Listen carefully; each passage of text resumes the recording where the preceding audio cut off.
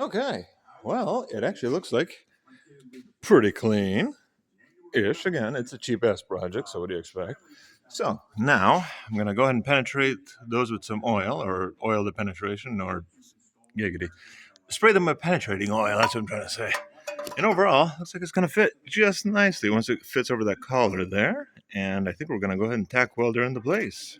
Once we get it kind of arranged and oriented where I want it. Idea is not to be blowing hot exhaust into the bag here, because right now it's just throwing all this out here and I have the heat shield in place there, so that's good. But overall, it'd be good to have it just kind of turning down and away from any components that are a little heat sensitive, like me. All right, so let's go ahead and get our luber penetrator here. Ooh, blaster, you say? Oh, I don't mind if I do.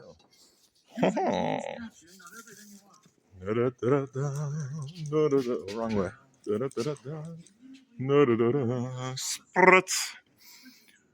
Ein Spritz for you and ein Spritz for Fritz. Ja und wohl. Now we let that sit and penetrate. Dirty. Okay, here we go.